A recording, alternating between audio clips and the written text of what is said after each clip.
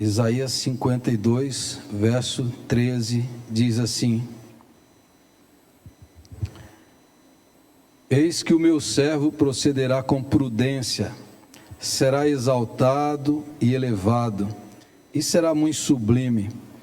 Como pasmaram muitos à vista dele, pois o seu aspecto estava muito desfigurado, mais do que o de outro qualquer, e a sua aparência mais do que a dos outros filhos dos homens. Assim causará admiração às nações, e os reis fecharão a sua boca por causa dele, porque aquilo que não lhes foi anunciado verão, e aquilo que não ouviram entenderão. Quem creu em nossa pregação, e a quem foi revelado o braço do Senhor, porque foi subindo como renovo perante ele, e como raiz de uma terra seca, não tinha aparência nem formosura, olhámo-lo, mas nenhuma beleza havia que nos agradasse.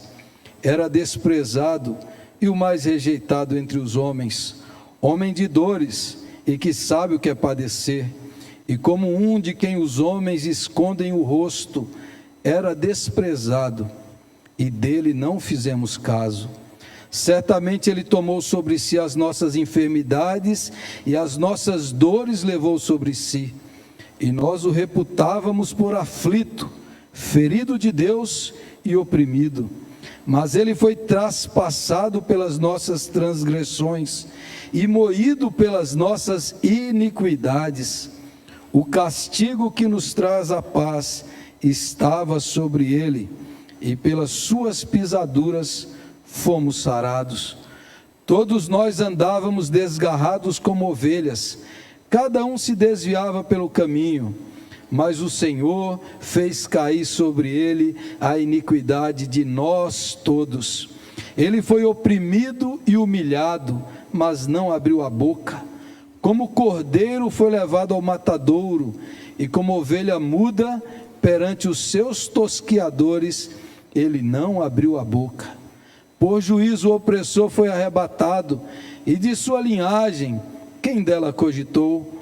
Porquanto foi cortado da terra dos viventes, por causa da transgressão do meu povo, foi ele ferido. Designaram-lhe a sepultura com os perversos, mas com o rico esteve na sua morte, posto que nunca fez injustiça, nem dolo algum se achou em sua boca. Todavia, ao Senhor agradou moê-lo, fazendo-o enfermar. Quando der ele a sua alma como oferta pelo pecado, verá a sua posteridade e prolongará os seus dias, e a vontade do Senhor prosperará nas suas mãos. Ele verá o fruto do penoso trabalho de sua alma e ficará satisfeito. O meu servo, o justo, com o seu conhecimento, justificará a muitos, porque as iniquidades deles levará sobre si. Por isso, eu lhe darei muitos como a sua parte, e com os poderosos repartirá ele o despojo, porquanto derramou a sua alma na morte, foi contado com os transgressores, contudo, levou sobre si o pecado de muitos, e pelos transgressores intercedeu. Amém. Eu não sei se é nesse ano ou no ano que vem que eu faço 30 anos, que faz 30 anos que eu sou um pregador. Eu não sei se eu comecei em 90 ou em 91. E quando comecei não parei mais e prego ininterruptamente. E nesses quase 30 anos, se você me perguntar qual foi as melhores mensagens que você já pregou, ou as suas melhores ministrações, há uns 8 anos atrás, quando nós ainda nos reuníamos na igrejinha, eu fiz uma série de estudos sobre a cruz de Cristo.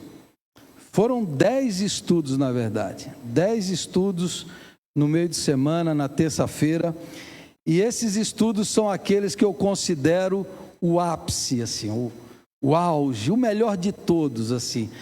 Foram as melhores ministrações que eu já fiz na minha vida. E eu vou ministrar um curso baseado nesses estudos, né? Começa essa semana,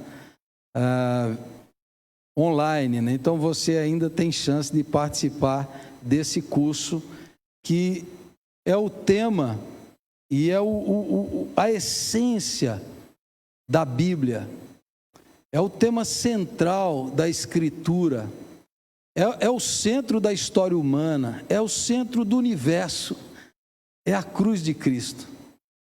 Toda a Bíblia aponta para a cruz, ela é o centro de tudo. E esse capítulo é a maior profecia do Antigo Testamento sobre o maior evento da história. É uma espécie de fotografia tirada há 700 anos antes.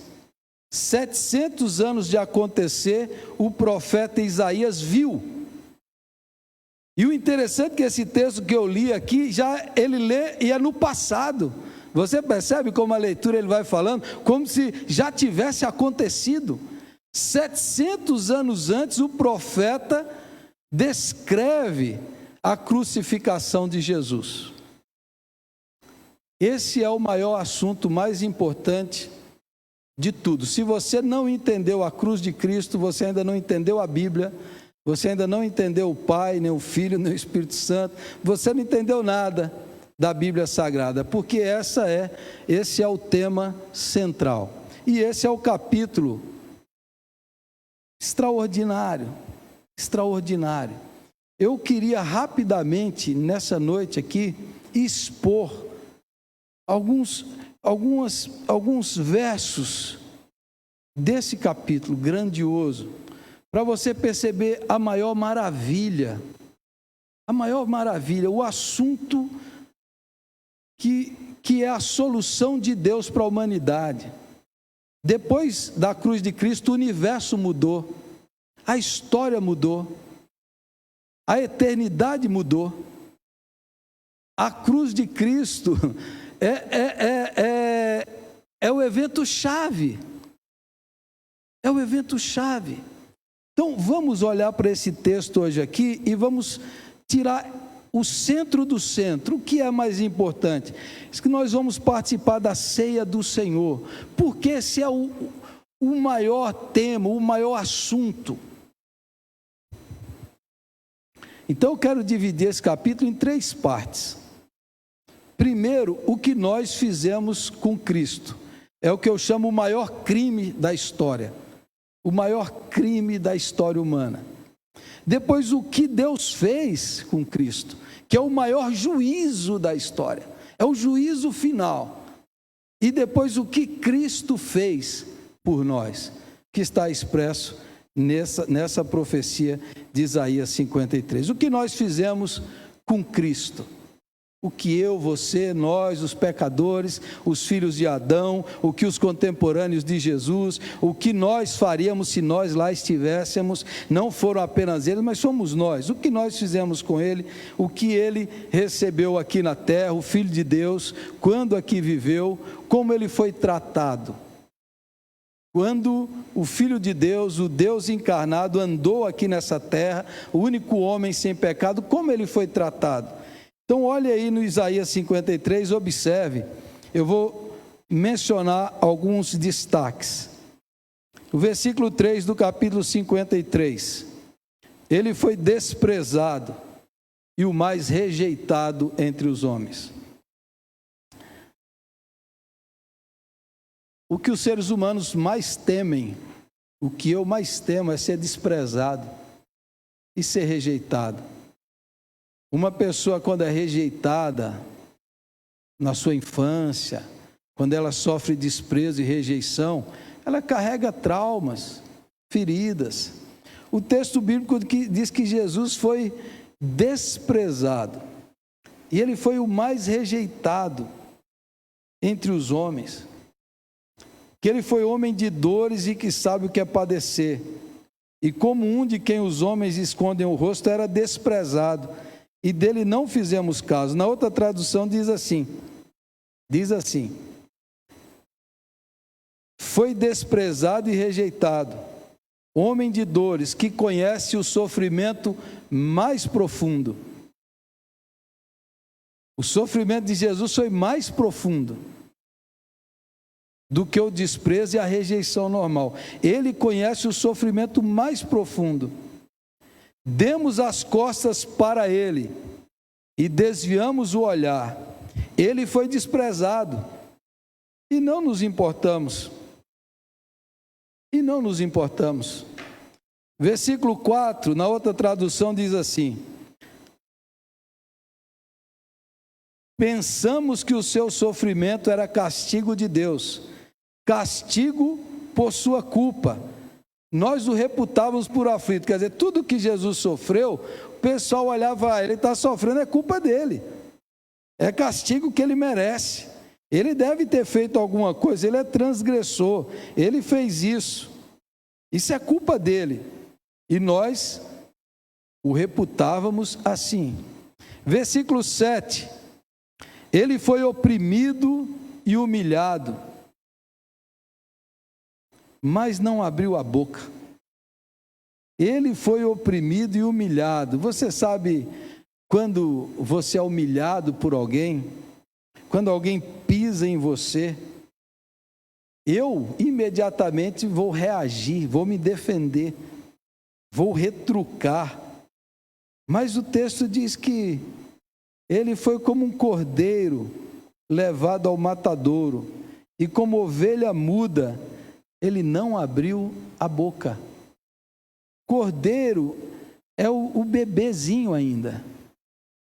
Imagina ele sendo levado para a morte, desprezado, mas ele não reclamou, ele não chorou, ele não brigou. No versículo 8 diz que ele foi condenado injustamente. Ninguém se importou dele morrer sem deixar descendentes. Ele foi cortado, a sua vida foi cortada no meio do caminho. Ele foi julgado, foi condenado injustamente. Injustamente. No versículo 9, não havia cometido nenhuma injustiça e jamais havia enganado alguém. Imagine você ver uma pessoa que é justa, honesta, ser difamada, caluniada, condenada por todos, desprezado, humilhado. Versículo 12 diz que ele morreu com um criminoso. Você sabe que a cruz que a gente usa hoje, que é símbolo do cristianismo, precisou passar 200 anos depois que Jesus morreu, 250 anos, para os cristãos começarem a usar a cruz como símbolo. Porque a cruz era um objeto de tortura. A cruz era um objeto de vergonha. Nenhum cidadão romano poderia morrer crucificado, não era digno, não era só a ralé, só criminosos, só bandidos, só a escória. E ele morreu assim. Mentiram, difamaram, julgaram. No final do capítulo 52, no versículo 14, diz que nós olhávamos para o seu aspecto. Nessa tradução diz assim: nós ficamos espantados, porque o seu rosto estava tão desfigurado que mal parecia humano. Por seu aspecto, quase não era possível reconhecê-lo como homem. Ele sofreu tanto que o seu aspecto físico, a sua face, ficou desfigurada, você não tem coragem de olhar e ver o que se tornou o rosto, o corpo de Jesus. Ele foi desprezado, ele sofreu fisicamente, emocionalmente, ele sofreu espiritualmente. E ele nunca pecou. Ele nunca mereceu aquilo. Ele foi o único que não teve pecado. Mas nós o tratamos assim. Quando o Criador veio ver, a Bíblia diz que ele veio para os seus, mas os seus não o aceitaram. Viramos o rosto, demos as costas, desprezamos, caluniamos, abandonamos, julgamos, mentimos. E os religiosos, o sistema religioso, o sistema político, o sistema militar, o mundo se uniu contra ele. Contra ele. E ele nunca fez nada de errado. Esse é o maior crime da história. Esse é o maior crime da história. Imagine um pai que cuida e ama os seus filhos. Teve um pastor muito querido que me influenciou bastante, pastor Robson Cavalcante. Ele teve um filho que ele adotou. E ele amou esse menino e cuidou do menino, mas o menino se envolveu com drogas e num surto ele matou o pastor Robson e matou a mãe. Uma coisa chocante, horrível, horrível, horrível. Quando o Criador, o sustentador, vem nos visitar, nós o desprezamos, o rejeitamos. Nós mentimos sobre ele, desfiguramos, maltratamos. Assim que ele foi tratado. Agora, a segunda parte, talvez a mais difícil de todas. O que Deus fez naquela cruz. O que Deus fez com Jesus, e isso que é difícil de muita gente entender, mas esse é o ponto talvez mais importante. Mais importante, quando Jesus lá no Getsêmani falou: Pai, se possível, passa de mim esse cálice, a resposta de Deus é: não é possível. Você sabe que não é possível. Não tinha outra solução, não tinha outro meio, era impossível para Deus salvar a humanidade senão através da cruz, era impossível. Existem coisas que são impossíveis para Deus, e esse é o dilema de Deus, esse é o problema de Deus. Deus tem um problema, e no Antigo Testamento você vai ver essa tensão, há uma tensão em Deus, há um dilema em Deus. O Antigo Testamento inteiro você vê esse dilema, e esse dilema é resolvido na cruz. Olhe no versículo 6 de Isaías 53. Na segunda parte: mas o Senhor fez cair sobre ele a iniquidade de nós todos. Quem fez cair? Deus. Deus. Veja o versículo 10. Todavia, ao Senhor agradou moê-lo, fazendo-o enfermar. Ao Senhor agradou moê-lo, fazendo-o enfermar, e o Senhor fez cair sobre ele a iniquidade de nós todos. O que significa isso? O que significa isso? O ser de Deus, a essência de Deus, o caráter de Deus. Deus é justo, Deus é santo, e Deus criou seres a sua imagem e semelhança, amados por ele, mas esses seres viraram as costas para Deus, quebraram a lei santa de Deus, quebraram a justiça de Deus, e a lei de Deus diz: a alma que pecar, essa morrerá. Essa é a lei. O universo, a criação é sustentado pela justiça.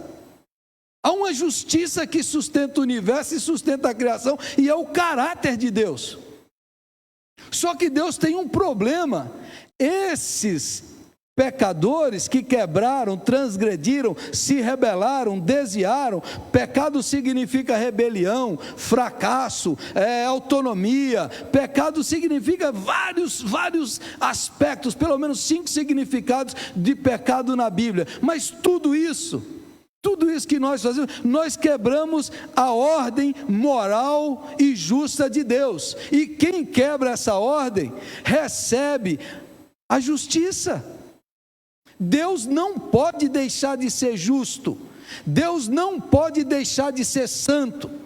Deus não poderia chegar para Adão e falar: Adão, o seu pecado não tem problema, Adão. Isso é bobagem, eu amo você, vem aqui, fica aqui comigo. O ser de Deus, a santidade de Deus, a justiça de Deus, tem que ser morto. É por isso que quando Adão é expulso do Éden, tem um anjo com uma espada flamejante. Aquela espada é a espada da justiça. É por isso que o Antigo Testamento tem tanto atos de juízo, de ira, de vingança. É a santidade de Deus. E o universo sem a cruz, Deus sem a cruz é perigoso. Deus sem a cruz é assustador, é aterrorizante. Deus sem a cruz de Jesus nos faz tremer de medo, como Isaías: ai de mim, eu vou morrer. Porque o ser de Deus é pura justiça, é pura santidade. E a santidade de Deus não pode aceitar pecadores, transgressores, rebeldes, que nós somos. Então a lei de Deus, Deus não pode violar o seu próprio ser. Deus não pode violar seu próprio caráter. Deus não pode violentar a sua essência. Deus não pode ir contra Ele mesmo. E Deus tem um dilema. Ele nos ama, mas Ele é justo, Ele é santo, Ele é o Deus justo. Como Deus vai resolver esse problema? Como Deus vai resolver esse dilema? Como Deus olha para você e vê os seus, os meus pecados, a nossa transgressão, e desde o menor pecado nosso, já é a quebra da lei. Quebrou a lei, quebrou tudo. O nosso destino é a banição, é a danação eterna, é o distanciamento e a separação de Deus, é a condenação. Qual é a solução de Deus? Qual é a solução de Deus desde a criação? Porque o Apocalipse, 1 Pedro, diz que a cruz, ela é pré-histórica, a cruz é eterna. Antes de Deus criar o mundo, Deus já tinha planejado a cruz. Antes de Deus dizer em Gênesis 1, haja luz, Deus falou na eternidade, haja cruz. O desejo sacrificial do Pai de dar-se para pagar sua própria justiça é eterno, para nos redimir e nos trazer para perto dele.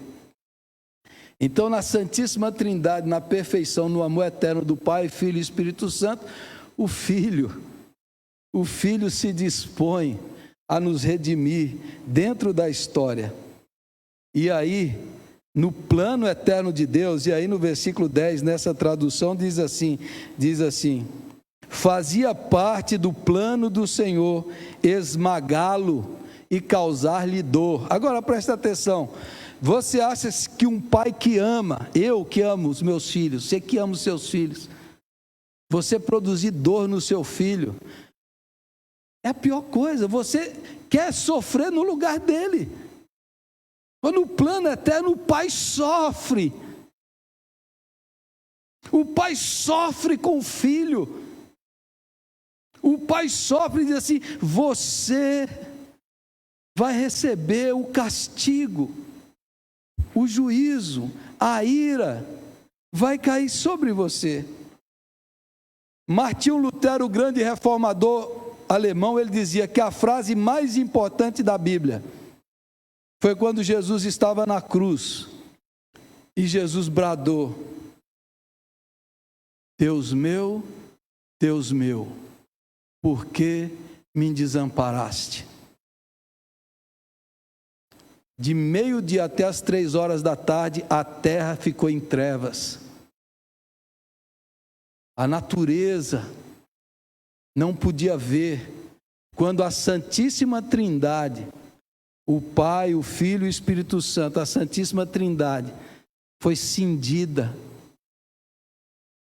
foi maculada porque ele se fez pecado por nós, e uma única vez durante toda a eternidade, o Pai não estava em comunhão com o Filho, porque o Filho estava recebendo o seu pecado e o meu pecado, e a primeira vez que Jesus olha para o Pai, cercado de trevas, e o Pai não está lá, e o Pai não está do lado dele, porque ele está debaixo do pecado, debaixo do pecado. Isso é um mistério, isso é um mistério. Deus meu, por que me desamparaste? A Trindade sentiu a dor do pecado, a Trindade foi maculada pelo pecado, mas ali em Jesus estava caindo o juízo, a ira, a justiça, a espada, a santidade de Deus. Quando a gente diz assim, Deus é amor, mas também é justiça, a justiça e o amor se encontraram na cruz, a justiça foi paga e o amor triunfou. Você entendeu isso? Toda vez quando a gente fala assim, Deus é amor, mas também é justiça, a gente está colocando alguma coisa no versículo, porque a justiça já foi satisfeita, a justiça já foi paga, a justiça já foi realizada na cruz, para que hoje você pudesse dizer sem medo e sem acrescentar nada, 1 João 4,8, Deus é amor, ponto final. Você entendeu? Você não precisa acrescentar mais nada. Deus é amor. A justiça caiu sobre o Filho de Deus na cruz do Calvário, para que Deus pudesse ser amor, só amor, para você e para mim, porque a nossa relação com Deus não se baseia na justiça, não se baseia no mérito, não se baseia no débito, não se baseia no crédito, porque naquela cruz Jesus pegou o seu débito e pagou, e rasgou o escrito de dívida que era contra nós, falou, está pago, para que o crédito de Jesus fosse nos dado. Isso é um negócio que a gente não entende. Tudo que é de Jesus é nosso. Eu sou tão justo, você é tão justo quanto Jesus. Você entende isso? Agora observe o que ele fez por nós. Observe o que Jesus fez por nós. E lá no Evangelho de João, quando vieram prender e os discípulos pegaram a espada, se eu quisesse, eu chamaria uma legião de anjos para me defender. Ninguém tira a minha vida. Eu voluntariamente a dou. Voluntariamente. Versículo 4. Certamente ele tomou sobre si.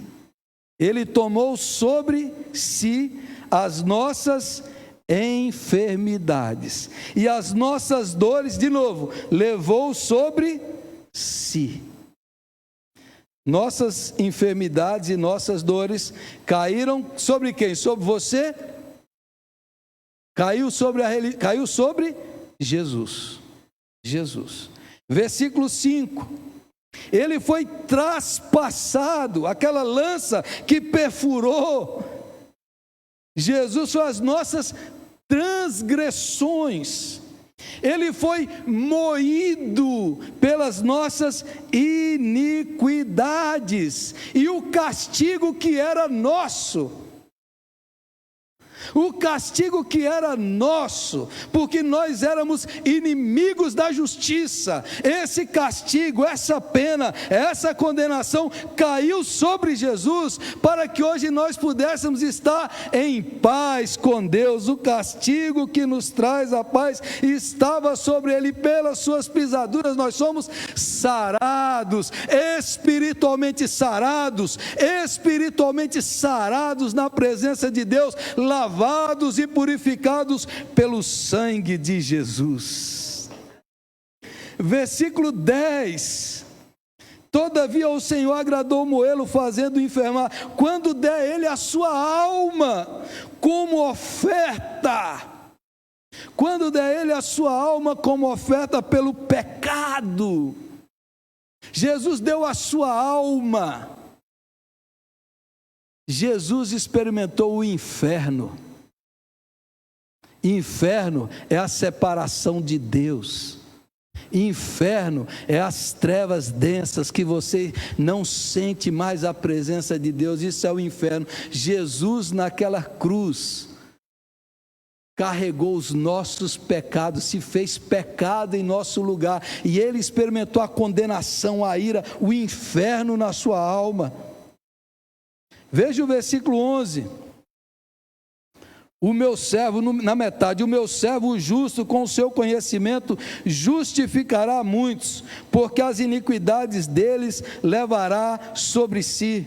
Versículo 12: derramou a sua alma na morte, e pelos transgressores intercedeu. Ele foi traspassado, moído, todos os nossos pecados, toda a maldade da raça humana, toda a crueldade, toda inveja, mentira, engano, egoísmo, guerra, violência, assassinato, roubo, adultério, pensamentos, motivações, toda essa carga desgraçada, desde o primeiro homem até o último, toda essa maldade, todos os nossos pecados por pensamentos, palavras, ações, omissões, motivações, intenções, atitudes, todos os nossos pecados, toda a nossa ira, todo o nosso medo, toda a nossa angústia, toda a nossa incredulidade, todas as nossas doenças emocionais, espirituais, físicas, todos os nossos pecados por ações, pensamentos impuros, indecentes, adultérios, prostituições, pornografia, taras, coisas obscenas, a violência, a mentira, a guerra, o anseio pelo poder, o amor ao dinheiro, toda essa carga, do primeiro ser humano até o último, toda essa maldade caiu sobre ele,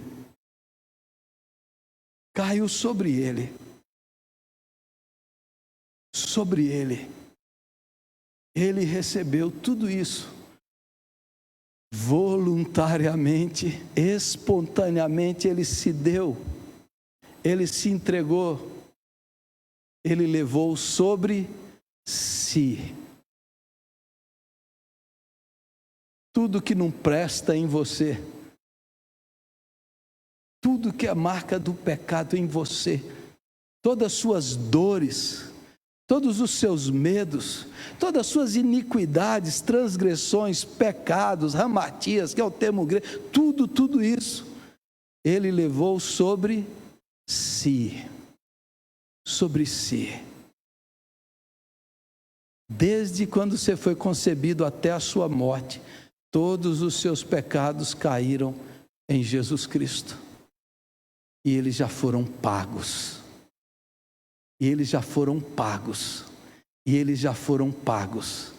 você entendeu isso?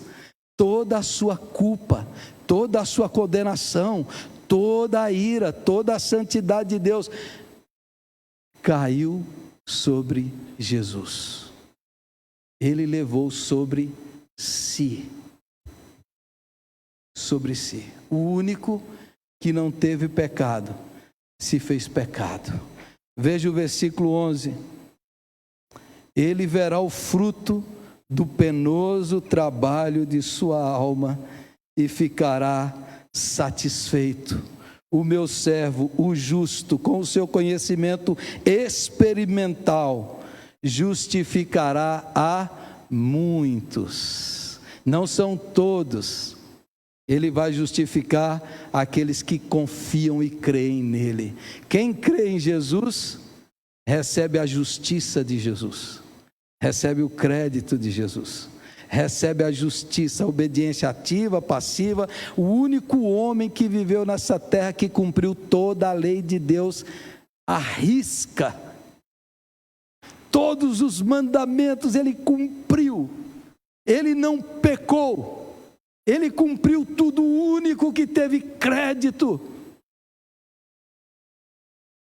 O único que pesado na balança, pesa. Agora, se você crê nele, você vai ser justificado. Justificados, pois mediante a fé temos paz com Deus por meio de nosso Senhor Jesus Cristo. Agora, pois, já nenhuma condenação há. Agora, pois, já nenhuma condenação há para os que estão em Cristo Jesus, porque a lei do Espírito te libertou da lei do pecado e da morte. Agora, pois, quem intentará acusação contra os eleitos de Deus? É Deus quem os justifica. Quem os condenará? É Cristo Jesus quem morreu, quem ressuscitou e que intercede por nós. Quem pode? E o versículo 11 diz que ele verá o fruto do seu penoso trabalho e se alegrará e ficará satisfeito. Jesus hoje, que está aqui em poder e glória, ele olha para mim e para você, olha para essa ceia e vê o seu coração grato e sincero e diz que ele diz assim: valeu a pena o meu sacrifício, valeu a pena a minha dor. Ele ficará satisfeito, porque ele vê você e eu como fruto do penoso trabalho de sua alma. Aleluia, aleluia. Alguns desafios para você, meu irmão, algumas conclusões. Primeiro, nunca, nunca, nunca duvide do amor de Deus. Nunca. A vida pode tratar você mal, você pode sofrer, você pode passar, mas Deus prova o seu amor para conosco pelo fato de ter Cristo morrido por nós, sendo nós ainda pecadores. O objetivo de Deus não é dar uma vida confortável, sossegada e tranquila para você. O objetivo de Deus é trazer você para perto dele e te amar como Pai. Então nunca duvide, Deus vai deixar, seja o que for acontecer, mas saiba disso, Deus ama você, Deus já provou. Não precisa ficar pedindo: Senhor, prova que o Senhor me ama. Deus fala: olhe para a cruz, lá está a prova do meu amor. Senhor, o Senhor não me dá emprego, o Senhor não me dá pão, o Senhor não me dá uma promoção. O Pai diz: olhe para a cruz, tudo que eu tinha para dar, o melhor que eu tinha para dar, eu já dei por você, para você, eu já dei o melhor. Nunca duvide do amor de Deus, nunca. Segundo, somos salvos pela graça, mas a graça, para recebermos a graça, custou tudo que Jesus tinha. Então não brinque com o pecado. Foi o pecado que desgraçou a humanidade, foi o pecado que desgraçou a nossa vida. Eis o Cordeiro de Deus que tira o pecado do mundo. O pecado é muito sério.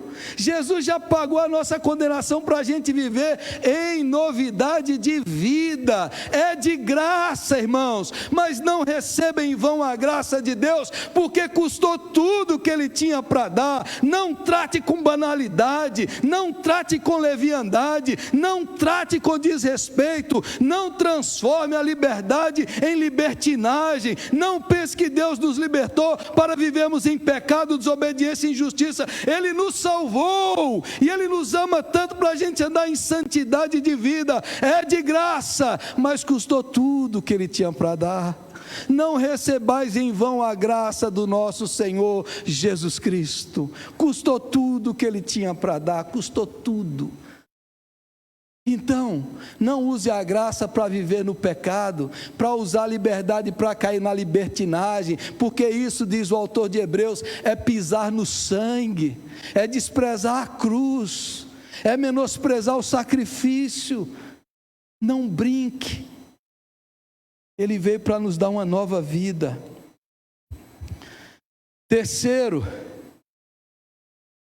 à luz disso que Jesus fez por nós, a nossa resposta é uma gratidão obediente, é uma obediência alegre, é uma entrega confiante. Se Deus me amou tanto, se Deus deu tudo, por que eu vou sonegar a minha vida? Por que eu vou fugir? Por que eu vou enterrar os meus talentos? Eu vou me entregar, eu vou obedecer. Eu sou tão grato que eu vou fazer tudo por Deus, para a glória de Deus, porque Ele é digno do meu sacrifício.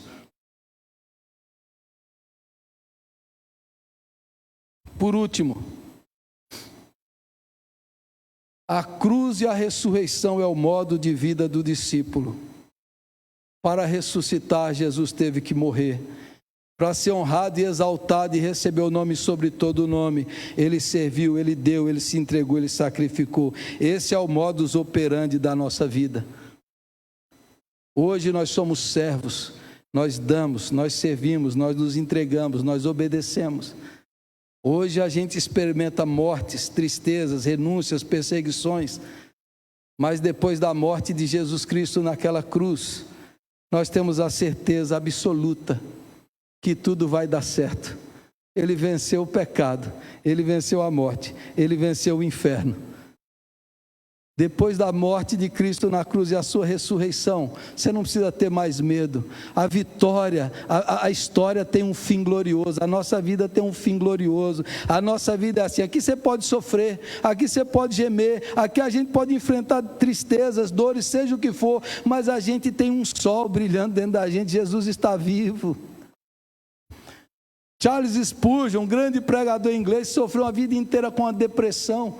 No século XVIII não tinha os tratamentos que tem hoje, no século XIX não tinha o que tem hoje. Ele sofreu a vida inteira com a depressão e ele às vezes enfrentava lutas e ele entregava a vida para Jesus e ele orava. E tem uma frase dele, numa das crises que ele está assim, ele diz assim: Cristo está em mim, Cristo é a minha glória. Pode se levantar o inferno, pode se levantar a angústia, os abismos da morte, Cristo habita em mim, aqui dentro de mim tem um sol que brilha sempre e nada vai me fazer ser derrotado porque Ele habita em mim.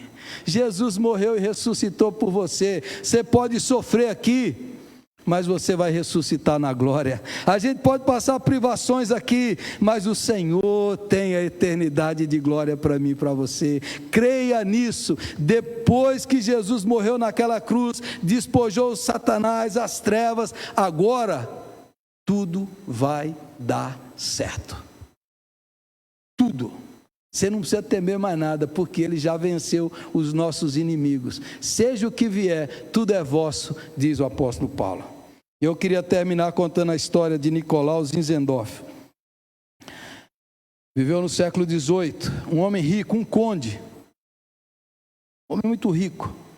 E ele passou a vida toda dele servindo as pessoas, doando seus bens, doou praticamente tudo que tinha, foi o líder de uma das maiores igrejas missionárias do mundo, a comunidade dos morávios, e experimentou um dos maiores avivamentos da história da igreja, o conde Nicolaus Zinzendorf. Quando ele tinha 19 anos, os seus pais mandaram ele viajar para todas as capitais da Europa para ele conhecer o mundo. E ele estava viajando e ele entrou numa galeria de arte. E lá ele viu um quadro chamado Esse é o Homem. Esse é o Homem. E quando ele viu esse quadro, ele ficou parado, porque era um quadro de Jesus na cruz, com a coroa de espinhos, desfigurado, sofrendo. E debaixo daquele quadro tinha uma frase: isso eu fiz por ti, e o que tu fazes por mim. O conde Nicolau Zinzendorf nunca mais foi a mesma pessoa, porque ele contemplou o Cristo crucificado e a vida dele foi transformada. Isaías 53 é um retrato do Cristo crucificado. Espero que você tenha visto e que você pense: eu fiz isso por você, o que você tem feito por mim? Vamos orar?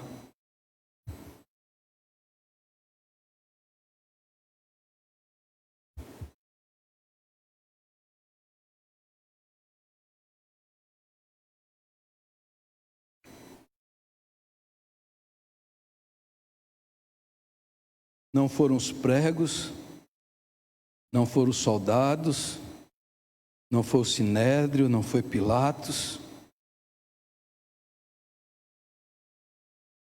Quem segurou Jesus naquela cruz foram os meus e os seus pecados. Eu estava lá. Eu estava lá. E lá ele estava me amando e me salvando. Ele foi até o inferno para me salvar, aleluia. Ele experimentou a ira, ele experimentou a dor, para que hoje você fosse salvo, filho amado do Pai, justo na presença de Deus, herdeiro de Deus e co-herdeiro em Cristo. Para que você hoje fosse um convidado digno das bodas do Cordeiro, da ceia.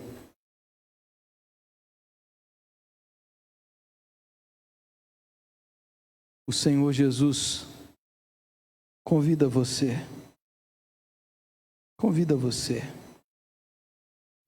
para participar da mesa, para participar do banquete. Feche os seus olhos e ore.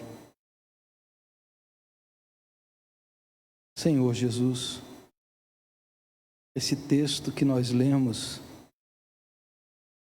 nós não conseguimos dimensionar a profundidade, a maravilha, o mistério. Hoje nós só arranhamos a superfície. Nós só arranhamos a superfície, Senhor. Mas o Espírito Santo aplica essa palavra em nossos corações. E agora, meu Deus e meu Pai, nós queremos participar da mesa, do corpo e do sangue de Cristo, com um coração cheio de alegria, de fé, de devoção e de gratidão. Que ao tomarmos o pão e bebermos o cálice, a vida de Cristo, do Cristo ressurreto, renove as nossas veias, as nossas células, o nosso sistema nervoso, físico, mental, emocional. Que a vida de Cristo, que o sangue de Cristo seja o alimento da nossa alma. Nós oramos assim, Senhor, e te agradecemos. Te agradecemos pelo teu sacrifício. Em nome de Jesus. Amém. Amém. Amém. Nós vamos participar da mesa do Senhor. Apóstolo Paulo, em 1 Coríntios 11, 23, diz que o Senhor Jesus, na noite em que foi traído, tomou o pão e, tendo dado graças, o partiu e o deu aos seus discípulos, dizendo: tomai e comei, isto é o meu corpo que é dado por vós. De semelhante modo, ele tomou o cálice e o deu aos seus discípulos, dizendo: tomai e bebei, este é o cálice da nova aliança feita no meu sangue. Todas as vezes que comerdes o pão e beberdes o cálice, anunciai a morte do Senhor até que Ele venha. Essa mesa é para todos aqueles que creram e que creem no sacrifício de Cristo.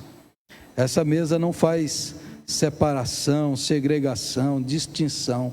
Essa mesa são para todos aqueles que foram lavados e redimidos pelo sangue de Jesus, que receberam a salvação, a justificação, que foram substituídos e creram e sabem disso, que para participar desse pão e desse cálice precisa de fé e confiança. Então você é convidado, você é convidada para participar desse pão e desse cálice nessa noite. Eu vou convidar os presbíteros que estiverem aí conosco, que vão nos ajudar na distribuição da ceia do Senhor.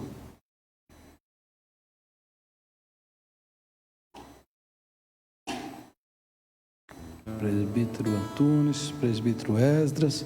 O pão está num